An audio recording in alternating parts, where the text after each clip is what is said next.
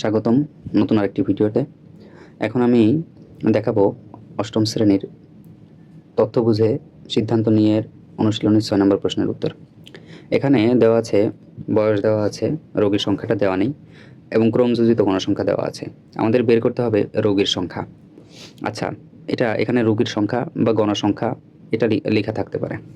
তো যদি গণসংখ্যা দেওয়া থাকে তো সেক্ষেত্রে আমরা প্লাস করব, আর যদি ক্রমযোজিত গণসংখ্যা দেওয়া থাকে সেক্ষেত্রে মাইনাস করব। কিভাবে করব এটা আমরা এখন দেখব।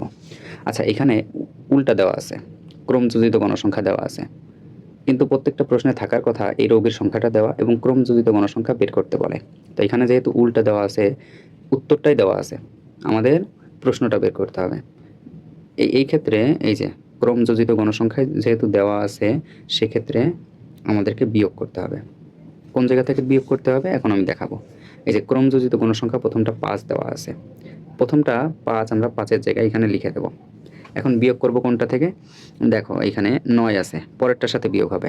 এখানে 9 থেকে 5 বিয়োগ করলে কত হয়? 4 হয়। এই 4 এখানে বসবে। আচ্ছা, এই ঘরে কোনটা বসবে? এই 24 থেকে 9, 24 থেকে 9 চলে গেলে কত থাকে? 15 বসে। এইখানে হচ্ছে 15 হবে। আচ্ছা, পরেরটাতে কি বসবে? এই 41 থেকে 24 চলে গেলে কত থাকে? তাহলে 24 থেকে 16, 17 থাকে। এখানে 17 হবে। আর এখন দেখো 68 থেকে 41 চলে গেলে কত থাকে? এই যে এখানে আমি বিয়োগ করেছি। 68 থেকে 41 চলে গেলে 27 থাকে। এই 27 এখানে বসবে। আচ্ছা, পরবর্তীটা এখানে কোনটা বসবে তাহলে? 85 থেকে 68 চলে গেলে কত থাকে? এখানে বিয়োগ করে রাখছি, এই যে 17 বসে। আচ্ছা, পরেরটা দেখো 100 থেকে 85 চলে গেলে কত থাকে? 15 থাকে। এটা হচ্ছে উত্তর। এখন আমরা যদি উল্টোভাবে আবার করি, যে এইখানে দেখো রোগীর সংখ্যাটা দেওয়া আছে, ক্রমযোজিত কোনো সংখ্যা দেওয়া নেই, তাহলে আমরা কিভাবে বের করব? প্রথমটা এইভাবে প্রথমেই কিন্তু আমরা বসাতাম, এই যে দেখো 5 5-এর জায়গায় বসাতাম, এটা ঠিক আছে। ক্রমযোজিত কোনো সংখ্যা বের করব কিভাবে? পরেরটা মনে করো 5 আর 4 9। আচ্ছা, এই 9-এর সাথে 15 যোগ করলে কত হয়? 24। এই 24 এখানে বসবে। পরবর্তীতে দেখো এই 24-এর সাথে এটা যোগ করলে কত হয়? 24-এর সাথে 17 যোগ করলে দেখো ঠিকই 41 হয়। আচ্ছা, 41-এর সাথে 17 যোগ করলে কি হয়?